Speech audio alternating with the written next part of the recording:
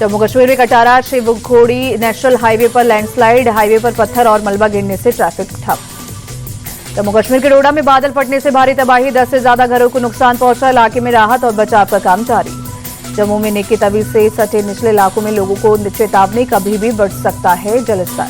जम्मू कश्मीर के रामबन में बगलिहार डैम के 3 गेट खोले गए। जिला प्रशासन ने जारी की एडवाइजरी, लोगों से नदी के किनारे से दूर रहने को कहा गया। उधमपुर में जम्मू श्रीनगर राजमार्ग पर लैंडस्लाइड, एक पेट्रोल पंप पर गिरी चट्टाने और मलबा। जम्मू में लद्दाख गर्ल्स हॉस्टल के छात्राओं ने सैंड बैग भरकर बनाई सुरक्षा दीवार, हॉस्टल के अंदर पानी घुसने से रोकने की कोशिश। लद्दाख के एलजी कविंदर गुप्ता ने फोन पर समस्या दूर करने का दिया आश्वासन। हिमाचल प्रदेश के धर्मशाला में भारी बारिश से मची तबाही, कई घर ढहे, सड़कें भी क्षतिग्रस्त हुई।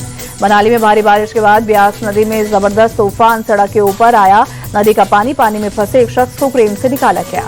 मनाली का ग्रीन टैक्स बैरियर और वॉल्वो बस अड्डा भी डूबा। ब्यास नदी के किनारे घरों और होटलों को खाली कराने में जुटा प्रशासन। ब्यास नदी का पानी सड़क पर आने से कुल्लू मनाली राजमार्ग कई जगह बहा। कुल्लू से मनाली और मनाली से लेकर रास्ता भी कई जगह बंद।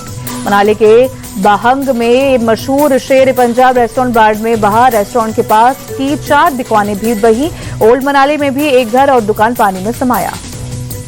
लाहौल स्पीति में डिम्पुक नाले पर यातायात ठप, अचानक आई बाढ़ के कारण डिम्पुक नाले में उफान।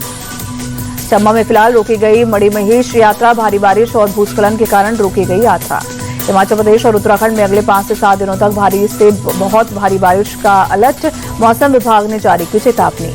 पठानकोट में चक्की नदी पर नया पुल की भी आवाजाही के लिए बंद, मिट्टी दरकने से पुल के नींवों पर पड़ा है असर। चक्की नदी पर बना पुराना पुल सोमवार को हुआ था ध्वस्त, नदी में काफी ज्यादा पानी आने से ढह गया था पुल। प्रयागराज में भारी बारिश के बाद गंगा यमुना नदी का जलस्तर बढ़ा, सभी घाट जलमग्न हुए, मंदिर भी डूबे। यूपी के चंदौली में चंद्रप्रभा नदी में आई बाढ़ के चलते आधा दर्जन गांव टापू बने। दिल्ली में यमुना नदी का जलस्तर खतरे के निशान से पार, ड्रोन विजुअल में दिखा जबरदस्त तूफान। लद्दाख में मौसम की पहली बर्फबारी की दस्तक, जानस्कार और हरदुंगला पहाड़ियों पर 2 इंच मोटी बर्फबारी। पीएम मोदी के गुजरात दौरे का आज दूसरा दिन, हंसलपुर में मारुति सुजुकी की पहली ईवी कार को हरी झंडी दिखाई।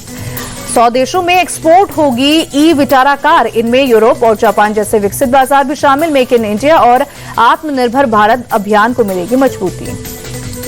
मारुति सुजुकी प्लांट की नई ईवी यूनिट की शुरुआत करने के बाद पीएम मोदी बोले, ये make in India, make for the world के लक्ष्य की तरफ बड़ी छलांग।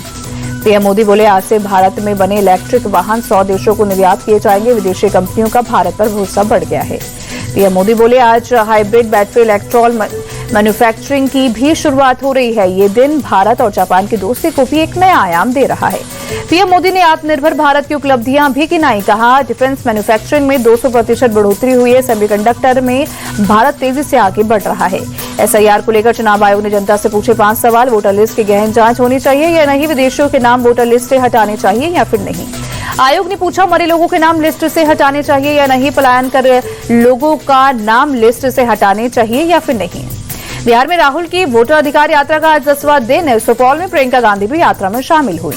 तेलंगाना सीएम रेवंत रेड्डी भी बिहार पहुंचे। सुपौल में राहुल की वोटर अधिकार यात्रा में हुए शामिल। तेजस्वी यादव का एनडीए पर निशाना, बोले एनडीए यानी नहीं देंगे इस अधिकार, ये लोग जनता के अधिकार छीनना चाहते हैं। लोकतंत्र और संविधान खत्म करने की कोशिश में बीजेपी।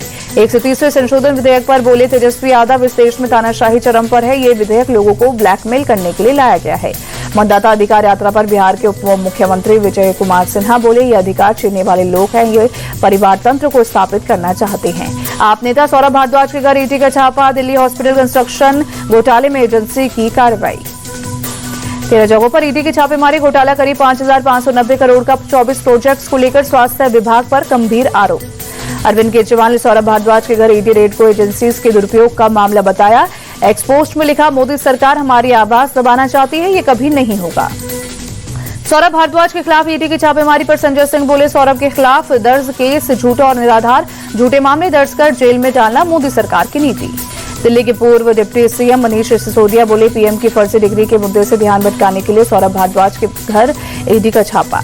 सौरभ भारद्वाज के खिलाफ ईडी के रेड पर मंत्री मनजिंदर सिंह सिरसा बोले, ईडी की कार्रवाई का स्वागत। अस्पताल निर्माण के नाम पर उन्होंने हजारों करोड़ का भ्रष्टाचार किया। एमपी के मऊ में वन संवाद में सीडीएस जनरल अनिल चौहान का बड़ा बयान, बोले भारत शांति प्रिय देश, लेकिन कोई गलतफहमी में न पड़े। आप शांति चाहते हैं तो युद्ध के लिए तैयार रहें। लखनऊ में रोजगार महाकुंभ 2025 का उद्घाटन मुख्यमंत्री योगी आदित्यनाथ ने उद्घाटन किया। निक्की हत्याकांड में निक्की का नया वीडियो आया सामने। ससुराल का दावा, बैकग्राउंड में कंचन की आवाज। ससुराल वालों के अनुसार कंचन बोली, निक्की तूने क्या कर लिया। आरोपी विपिन के ताऊ के लड़के का दावा, कहा आग निक्की ने खुद लगाई थी। घर में सिर्फ कंचन और निक्की मौजूद थे। निक्की ने कहा था गलत हो गई, बचा लो, गलती हो गई।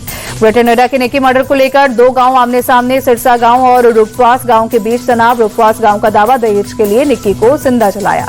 सिरसा गांव के लोग भाटी परिवार को बेगुनाह बता रहे हैं। लोगों के अनुसार निक्की ने खुद को आग के हवाले किया। पश्चिम बंगाल के कृष्णानगर में घर में घुसकर 12वीं की छात्रा की गोली मारकर हत्या। वारदात के वक्त घर पर अकेली थी छात्रा। आपसी रिश्तों में विवाद के बाद गोली मारने का शक। बेंगलुरु में एक प्राइवेट कर्मचारी के भगवा शॉल ओढ़ने पर बिफरे कुछ मुस्लिम युवक। शर्ट फाड़कर की पिटाई। वीडियो वायरल होने पर तीनों आरोपी तब्रेज, इमरान और अजीज अरेस्ट। पानीपत में जीटी रोड पर युवती से छेड़खानी करने वाले 2 कारोबारी अरेस्ट। वीडियो वायरल होने पर पुलिस ने प्रमोद और संजीव को गिरफ्तार किया।